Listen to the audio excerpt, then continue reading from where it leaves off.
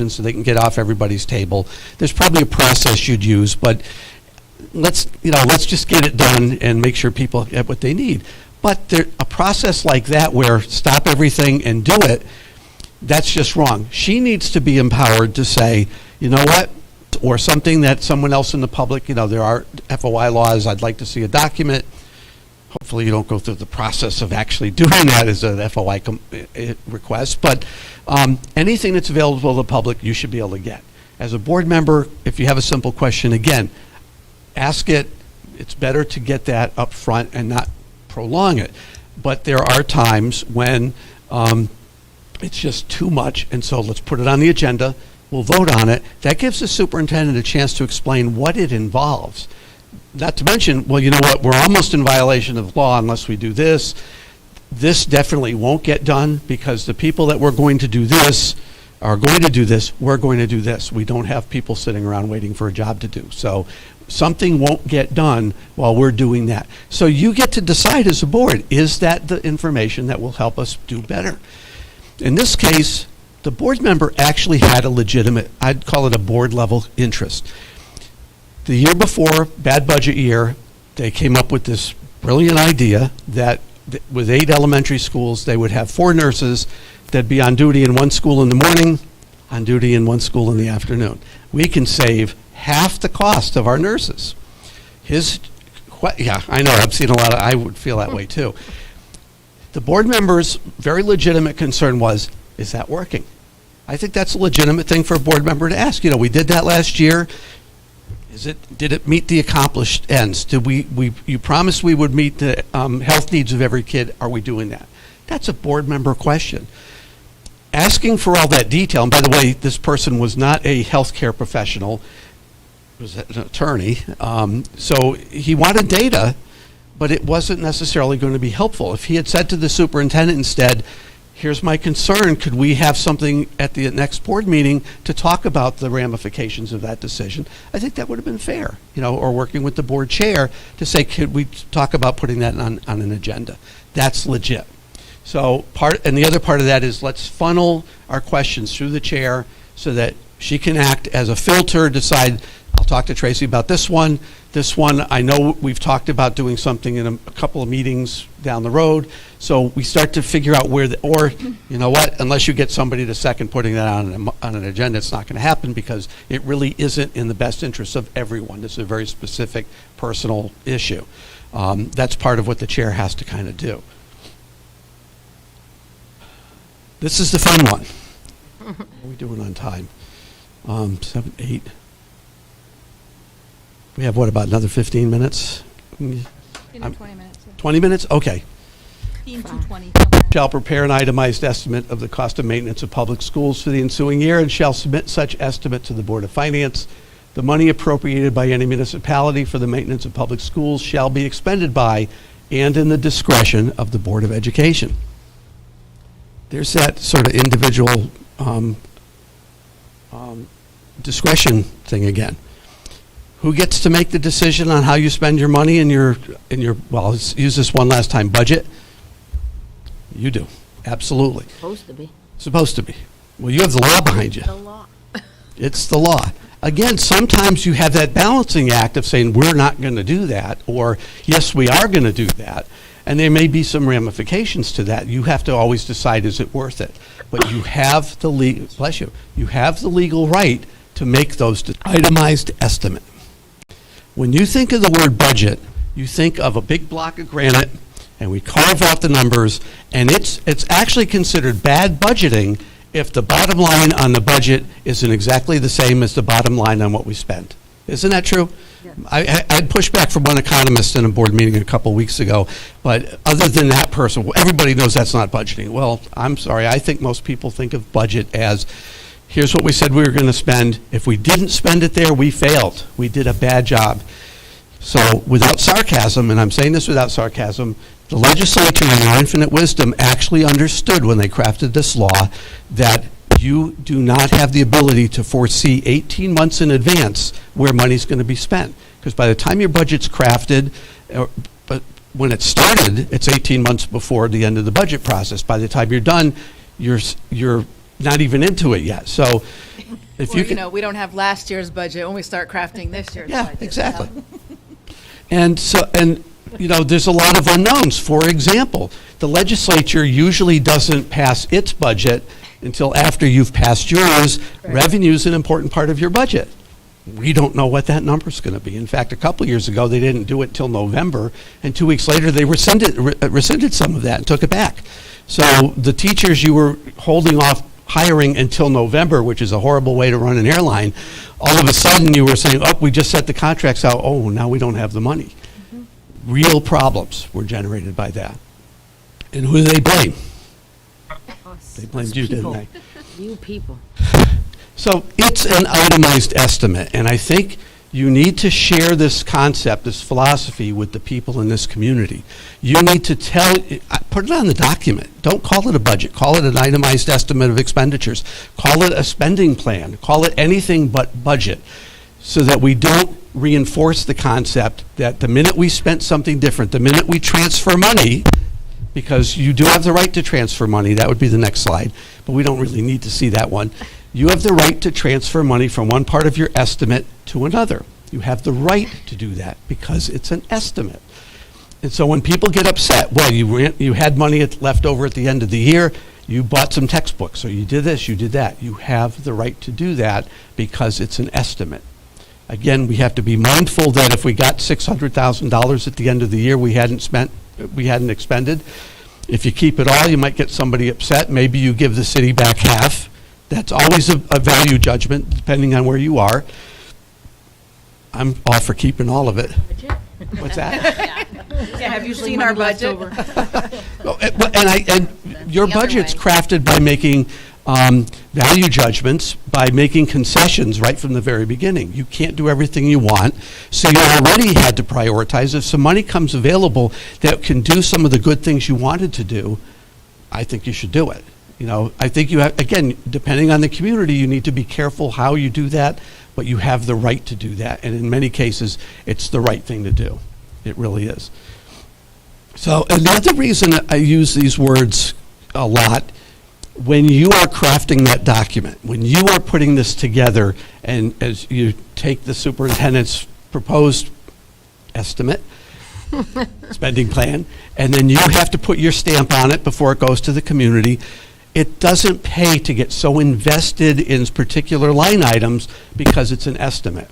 We fought tooth and nail. I'm not making this up. This was long before you were there, but we fought tooth and nail because some people thought we should buy 5 horsepower snow blowers, they were cheaper, and 7 horsepower snow blowers because they were better. We had that debate in our budget. Then it was budget. Why are we putting in $200 for a VCR? Everybody knows you can get them for $149. I never met a business manager yet that says, I'm going to go buy the most expensive ones. It's a placeholder. It's a best estimate on what we think they are going to cost, taken from state contracts or catalogs from the vendors that supply the school districts, wherever you got the number, with the expectation my business manager is going to do the best job they can in reducing the costs so that there'll be more money somewhere else. I really get frustrated. For instance, our district saved a bunch of money on insurance one year, like $1 million. They were beat up because how could you misjudge by $1 million? No, we renegotiated our contract with the insurance company. We went out to bid and we saved $1 million. That's something to celebrate, and they were getting beat up over it because you obviously budgeted wrong if you didn't spend that $1 million. So again, part of the dilemma as board members that you have to deal with all the time, 60s, what it's really, what it says is, you figure out what you need to spend. You put together that spending plan, you submit it to the municipality, and then they pay for it. It doesn't say they give you what they think you should get, it says they should pay for it. If you think about the statute, that's how it was written. Now, that was written when they were funding their fair share. The costs weren't, the mandates were far lower, there were less mandates, but that was the expectation. And that's kind of the frame. So we had a lot of problems with that decision. And again, expended by the discretion of the Board of Education. We're going to skip that one. You have the right to transfer money. That's a nice, easy one. And the last one that board members really need to know and to understand. If the board makes a decision that is within your statutory authority, that has first and foremost, you had to have the right to make the decision, and the decision was not shown to be wanton, reckless, or malicious, you are then held harmless if there's a lawsuit. So if you do your work the way you're supposed to, and it's reasonable, malicious, you may individually be held responsible.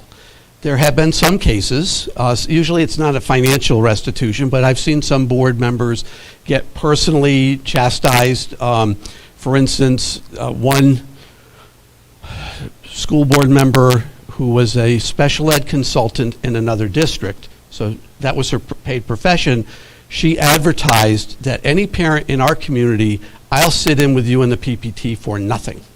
I'll do it for nothing. I want to make sure you're, yeah, right? I'm seeing. Board member do that here too.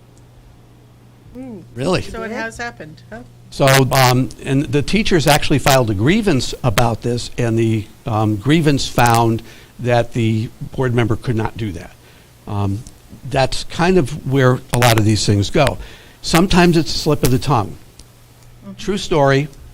And this one was it was easier because it was, I'll say, only a grievance. It could have been worse if it was, when I get done with the story, think about it if it was a termination. We had a grievance hearing, teacher didn't like her evaluation. That's not grievable. I doubt it was grievable in Bloomfield. When you were there, it certainly wasn't when I was there. Should have been a 5-minute meeting.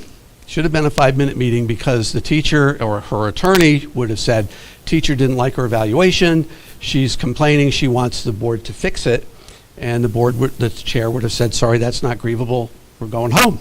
And that would have been a 5-minute meeting. Instead, the attorney representing the teacher pointed to one of the board members and goes, Mr. So-and-so, isn't this true that you were in the supermarket talking to so-and-so and said, this is the worst teacher my child ever had? Yeah, right? And of course he goes, how did you hear that? Doesn't matter how I heard it. Is it true?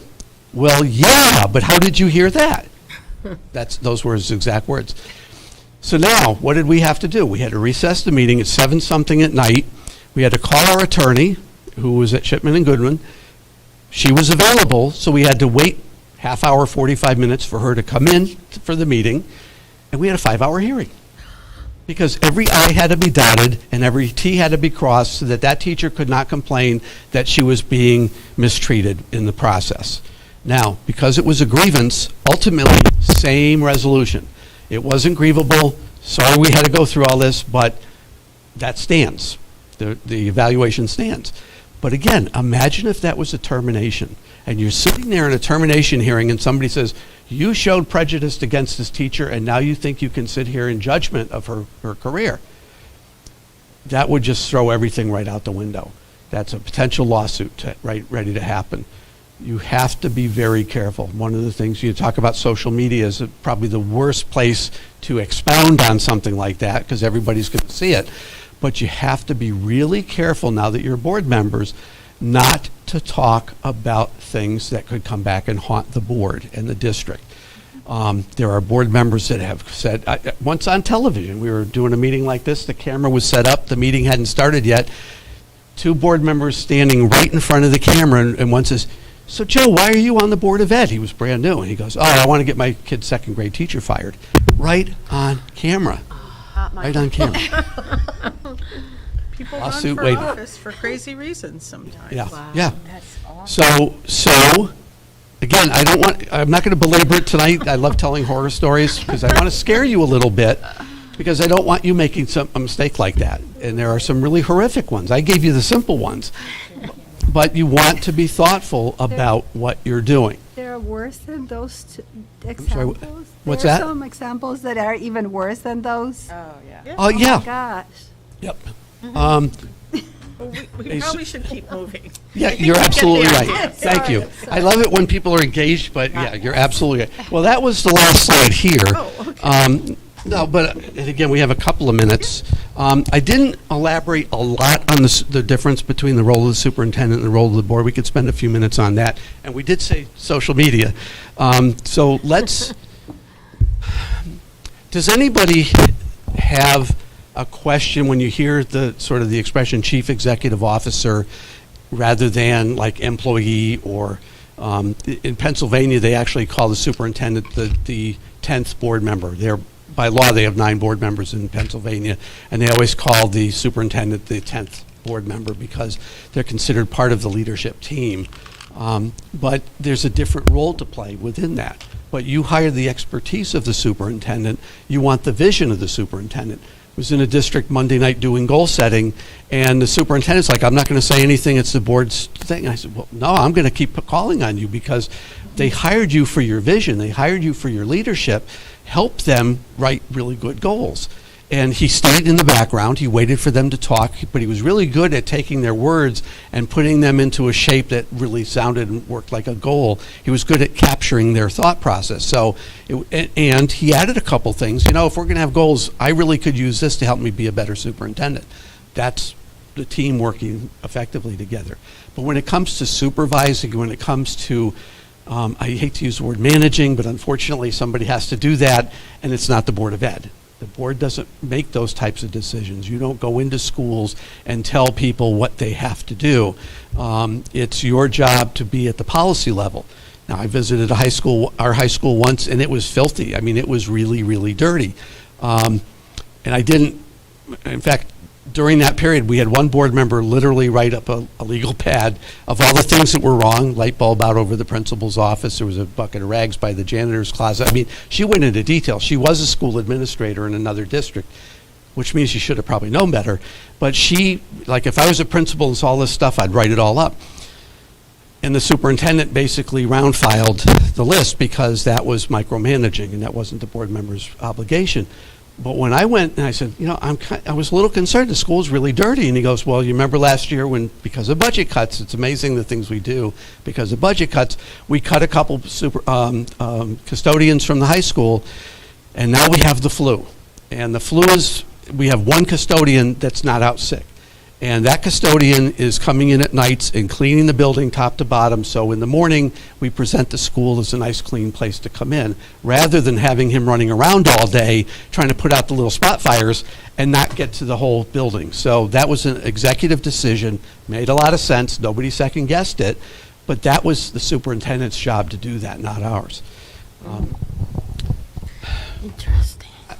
I wish we had more time. Maybe we can do this again and spend a little more time on some things. But Can we, I mean, are there any, before we go, well, why don't you finish the social media, and then I think people may have a few Sure. questions, if that's okay with you.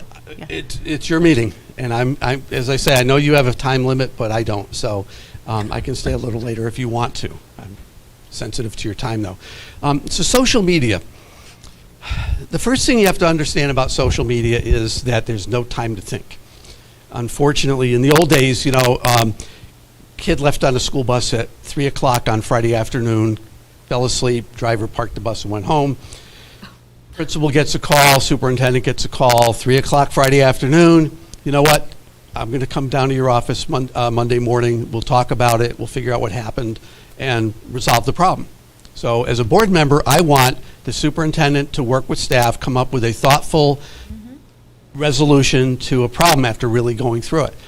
So by Monday afternoon, when a reporter called and said, hey, I heard there's something happened on the school last Friday.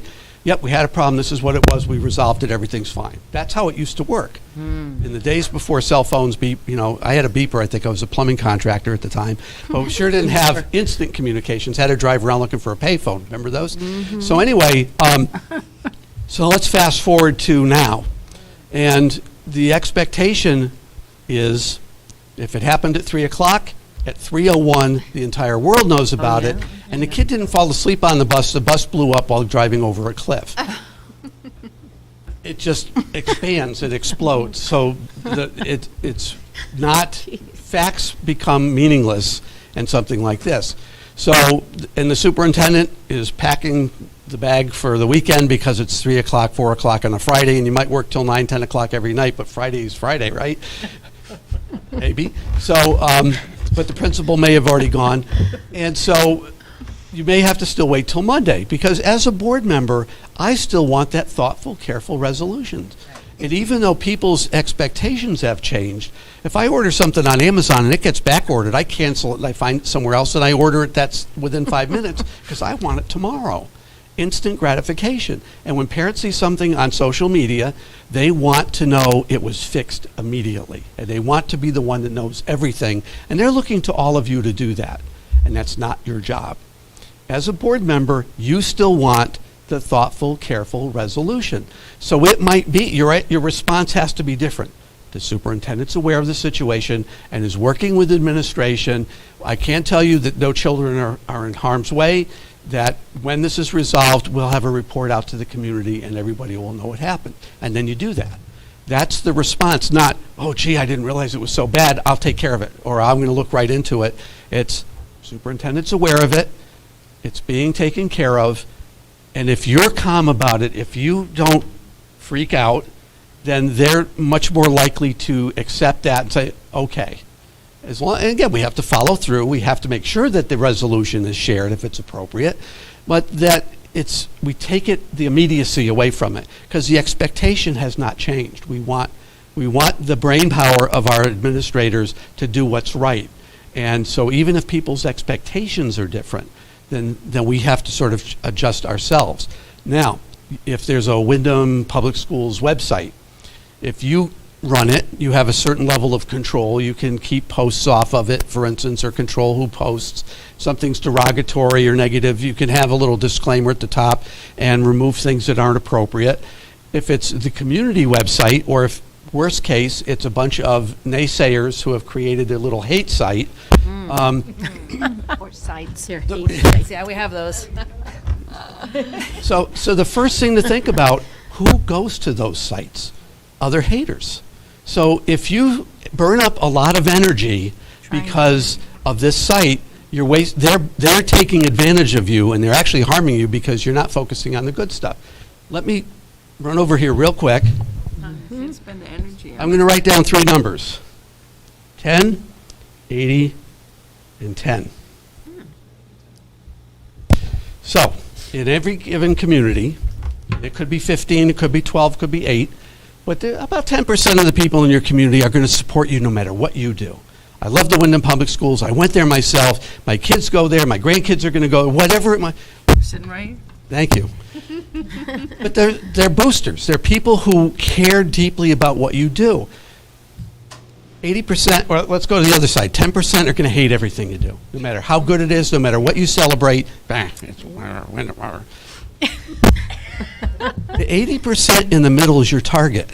Those are the ones that haven't made a decision yet. They don't have an opinion, or they don't have a position, and are willing to learn to either support or not support. Where do we spend most of our energy? Fires. The 10%. They suck energy out of everything. So one thing we have to do is not let them drive the bus. They can't be the ones dictating where we spend our time. They usually congregate together. So like I said, you go back to the hate site, who's there? Other haters. You're not going to convince anybody not to hate at that website. It's kind of synonymous with what's happening in social media over everything nowadays. You don't change opinions on social media. So if you go to the places where people have a negative opinion, you're not going to fix that. Where should we spend our time? Convincing the 80% of the good things we're doing. Let's take the 10% of the lovers, the supporters, the people who really want to help us, and let's figure out ways of getting them more involved and using their capital to help us get our message across. They're a huge resource. So if you can figure out a way of tapping that, you've got their energy helping. Now, the one place that you have to be a little more creative, I think, is when there's out-and-out mistruths, out-and-out lies. If people are sharing around budget time, you've got X amount of money, or you've got so many administrators, or you're going to cancel this because we're going to do that. If it's incorrect information, it should be okay to correct it, but do it in a way that's not threatening. Not so-and-so said this, they're lying. We just want to clarify some facts to make sure people understand what's going on. And again, our target audience isn't that 10%, but there's been some questions recently about our budget. Let's share what we know, or let's share what we can, help you understand what we're doing. Boom, boom, boom. so that you're using social media as a way of getting people to come on board rather than dispelling the negativity, because unfortunately, that's really hard. And it's almost a no-win situation, because the minute you respond to them, it gives them an excuse to respond again and respond again. There was one district, and particularly for superintendents, there was one district where there's a negative site, and the superintendent made the mistake of always going there and getting really frustrated because I can't believe they're saying this is horrible. And started responding to one of the negative comments and ended up in what I'd call a shouting match, because it was all caps. Really, really bad. But here's what happened. Everybody found out that the other person was a high school student. And when the superintendent is publicly fighting, verbally fighting with a student, that did not help anybody. So it's better to either step back. A lot of districts this size, even sometimes a little smaller, have some sort of social media consultant that you can work with that can help guide that. Some districts, and again, with the size of the district, maybe if you don't hire a public relations person, you can certainly buy a piece of one. But the idea of having somebody to help you with communications, particularly because social media is something that's not really about us adults. I mean, a lot of us still do it, but it's not about us adults. It's about younger folks who, and some of you are younger folks, but how do we make sure that we're getting the right messages out? And there are some pros that do that really well. So again, it's just something to consider about. Back to the comment in the beginning about giving the superintendent the resources necessary to be successful, that may be somebody to help with that. Because it's not as simple as ignore it or jump right in and keep going and, thrash about.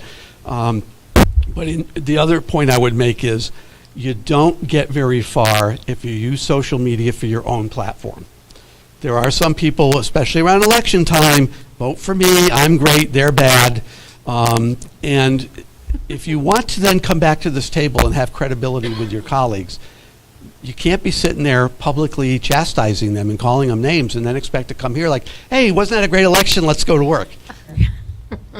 Not me. Hey, we're done. That's what happens. And so you have to think, the words that come out of your mouth always will have ramifications now that you're a school board member. They just will. And you have to always, you put the hat on or you take the hat off. If you go into a school, if you have kids or grandkids or whatever in the school, you're meeting with the child's teacher. I'm a board member. I'm not a board member here. I'm just a parent. Please don't be put off. I'm just a parent. They're still going to see board member. They just are. So you have to make sure that you don't, how you talk to them is going to be very important. I remember one board chair, do you have any idea who I am?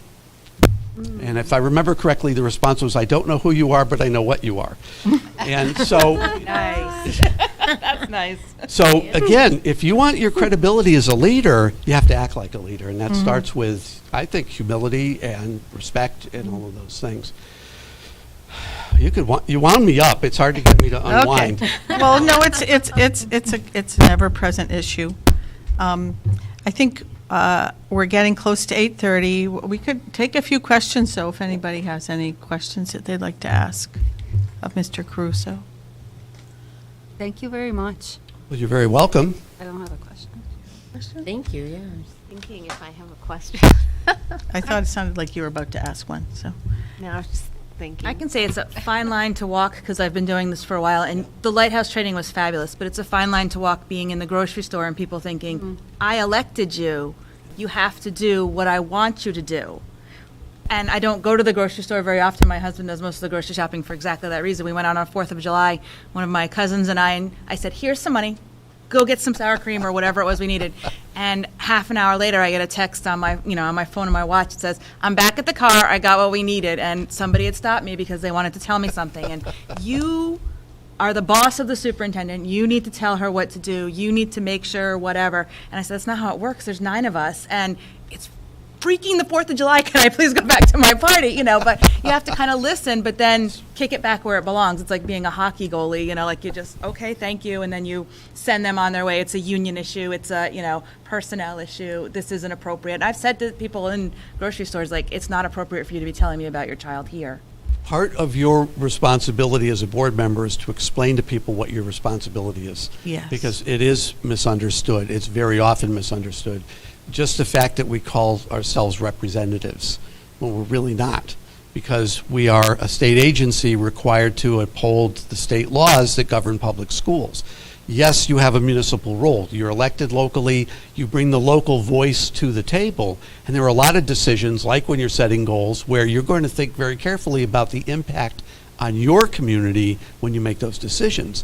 But in terms of how you operate, you only have a small amount of latitude, because a lot of that's prescribed by law, and it's by policy. You can't say, oh, I know what the policy says, but we're not going to do that this time. Again, the board could, and in unusual circumstances, the superintendent may say, we have a policy that says this, but in this particular case, we think you should waive that policy and let this thing happen or not happen, and the board can do that. Now, I'm always cautious to say to boards, if you do that, be very clear in the motion why it's an exception rather than the rule, because otherwise you're setting a precedent, you're setting a past practice, and someone else is going to say, well, you did it for them, why aren't you doing it for me? Yeah. So you have to do it very carefully, but there are times when that makes sense. We have a question from Mary here. Okay, Mary. Yes, You thought of I it? just wanted to go back to the wise wording of itemized estimate, because we do hear frequently from Board of Finance or public people, you've got a budget, can't you stick to it? Why haven't you stuck to it? You know, and things like that. And it is very hard to say, it is an estimate, and there are many unforeseen circumstances. I mean, And I think part of that is how you present it to the community. I mean, even to, I'm assuming the board at some point goes to the finance board and says, here's our budget, here's what we're trying to do this year, et cetera. And maybe you start with something, I want to point out right from the beginning, you notice it says spending plan, doesn't say budget. Let me take a minute to explain why we did that. And, the state understands, et cetera, et cetera. I think those are important things to share with the community, get them to understand it. Because you're right, it says budget, it means budget. Well, it doesn't say budget, except in the title. It did say appropriations and budget, but that's the only place they use the word. Any other comments or questions? Well, it's a silly one. Why don't board members get paid? State law, actually. State, for I'm whatever. I'm curious. Well, for whatever reason, when the statutes were created, school board members are the only elected position, as I understand it, the only elected position excluded from being paid. They specifically say school board members cannot receive compensation. Now that is, Really? Because Yes. I know a couple of school boards and they get stipends. now They probably have a good estimated. there might be Itemized something in estimate. terms of expenses paid back, but the state law is pretty clear. You can't receive compensation. There's even been, for instance, if you are a school board member and then you get hired as a teacher by the district, the expectation is you are immediately no longer a school board member, because the minute you receive a paycheck, you have received compensation. You may not receive compensation. You are no longer a board member. There's some lawyers that say that the board has to say you are no longer a board member. Others say it just happened the minute you got a paycheck and you're no longer a board member. There's been a couple lawsuits where board members say that's not fair. Lawyers can make it complicated, but I'd be interested in the scenario. Now, other states, that's not true. So, for instance, Florida, school board members get paid, and some of the county school boards, they make $30,000, $40,000 a year. Wow. Yeah. And Okay. in some places, the superintendent is an elected position versus appointed and evaluated by the board. It's a separate election. Alabama, I was in Alabama a couple of years ago, and they had a bunch of superintendents that were elected, and they were actually trying to get the law changed to take that away, because it's so hard to, it's like electing Just a judge. because you get elected doesn't mean you know how to do the job. Yeah. Yes. And that's way too important a job. I'm thinking turnover. I mean, we've had a lot of, not in superintendent necessarily, but we've had a lot of turnover here in other positions. Like, you get going for 2 or 4 years or something like that on this plan, and then the new superintendent who gets elected, if you don't win, starts a whole different plan. That's got to be even more chaotic than you can imagine. That's even, in my mind, that would be worse than even the boards turning superintendents over Right. periodically, because at least the assumption would be that the board had an expectation and something wasn't met. Now, that's pie in the sky, because it isn't always what happened, but in a lot of cases, that's part of your obligation, is to ensure that the schools are being run well. So an election takes that away. Yeah, that would be kind of scary. Any other I think questions? Just Hilda? a comment. I think the most frustrating thing, I think she has a question too. Okay, Paula, we'll get to you in a second.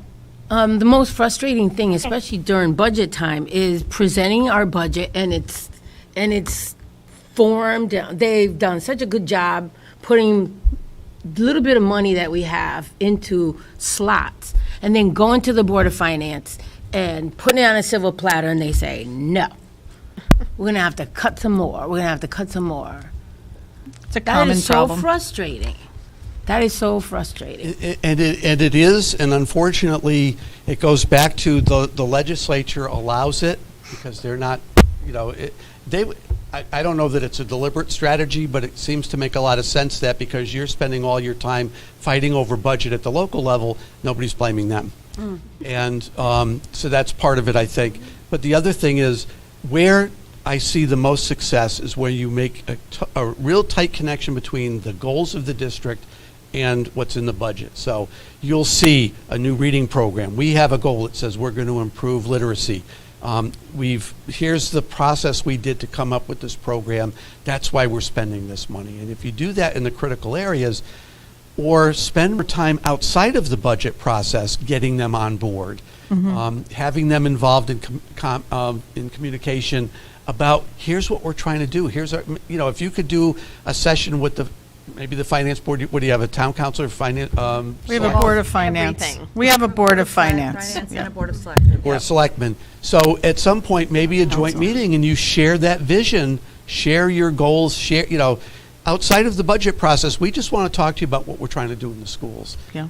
Even inviting them into the building and saying, we used to have the first day of school, or the day before the first day of school, superintendent would literally drive the minibus from school to school and would have a walking tour of all the buildings to see, it's the end of summer, we've cleaned them up, they're all shiny, everything's great. Such an exciting way to start the school year, to see the buildings ready for the kids. And one of our board members said, let's invite the town council to come with us. And they got on, several, including the mayor, got on the bus and walked through the building with us. And one of the fun parts was, in our kitchen at the time, in the high school, the director of facilities with us goes, these steam kettles, they stopped making them in 1962. And it would cost us, I forget how many tens or hundreds of thousands, tens of thousands at least, to replace them all. He goes, so when one fails, we actually have to go to a machine shop and have them make a new part. So when we went back to the council and said, we want to renovate the kitchens, they said, oh, good idea. So sometimes it's spending the other part of the year getting them to be allies, or at least to be part of what you're trying to do, rather than just at budget time. Yeah, that's a great Okay. idea. I want to let Paula ask her question, and then we're going to wrap it up. That's a great Paula? idea. Thank you. I'll make it quick. I served on the board many years ago, and at that time when we had expulsion hearings, board members were actually able to sit at those expulsion hearings and help make recommendations. It allowed us to see what was going on in the district, where maybe we needed more support that we could then work into our estimated spending plan. What is your feelings about that, or CABE's stand on board members sitting in on expulsion hearings? I'm not sure that CABE has a position on it. I've gone through the positions a whole bunch of times, but I can, and I agree that sometimes you would get some good ideas on sort of policy issues or district-wide issues by sitting in an expulsion. But what we found, well, first of all, back then we were doing, we had a policy that said any kid caught fighting was up for expulsion. And there were, unfortunately, a lot of fights at the time. So we would literally hold 2 concurrent expulsion hearings, sometimes 4 a night. We'd do 2 and then a break and then 2 more. So we were doing so many of them. And what happens is, if you don't have enough board members, you can do it with 3, but it has to be unanimous. Or if you do it with 3 and you don't have unanimity, you have to go back to the board and then recommend the board, and then the board would have to vote. Very complicated and convoluted. But what it also did was, depending on who showed up in the room, you would either have somebody, if the majority was a real diehard, let's punish everybody for doing anything, you might have a much harsher expulsion than if 3 other folks were in the room and said, oh no, let them just, they're good kids, we don't need to give them 30 days or 60 days, let's just time served and let them go home. When you have a hearing officer, because typically it's either a former board member or an attorney, but there's a process for getting that job. When you have the same person doing it all the time, there's a level of consistency, so you know that any child is going to be treated the same way. And so that's one of the big, so aside from the huge time commitment that it could be, there was also the issue of you get a more consistent result from the hearings that could be very, very helpful. They also understand the laws better. We're less likely to make mistakes, although, again, typically your attorney would be in the room with us. But Exactly. so, and again, I agree that there were some potential things we could get out of it, but the reality is, once we started not doing it, once we hired the hearing officer, things got much better, much quicker. I mean, because again, our time is stretched between all the things we have to do, committee meetings, and, I know most of you probably like to go to school events. If there's a concert or this or that, you're going to go to as many as you can. Yet another few nights a year where you're out doing something else, that's a challenge. And so in order to make it easier for people to be board members, that was another reason why they sort of started doing that. I don't know if I answered your question or not, but No, you did. Thank you very much. Okay, I think, is there anything else burning right now? Okay, I want to thank you very much for your time, and we may have you come back for another segment of something in the future. do it. I don't want to wait 8 years to come back. Okay. So we'll still be around in 8 years, but thank you. I enjoyed Thank it a you. lot, too. Thank you Paula very says much. something. Paula says something. Paula, did you say something? But no, No. I was just She did. agreeing with everybody for a great presentation. Thank you. Thank you. So we have public is there anybody who wants to speak during public comment? Nobody? Okay, before we break, I just want to confirm that at our last board meeting, we did talk about having a forum about where we are with our spending plan. And it's going to be on March 2nd, next Monday at 6:30 PM at the Natchog School. And so I know that 2 board members, Tracy and Mary, have a building committee that night, but I just wanted to make sure people listening to this knew that that was happening. You said Monday? Monday, 6:30 PM At Natchog. at Natchog School. And, Just not sure when I'll be back home, but okay. So I'll entertain a motion to adjourn. So moved. Second. Moved by Tracy, seconded by Katina, and we're adjourning at 8:39. I thought you said take a Meeting break. I adjourned. was like, break for what?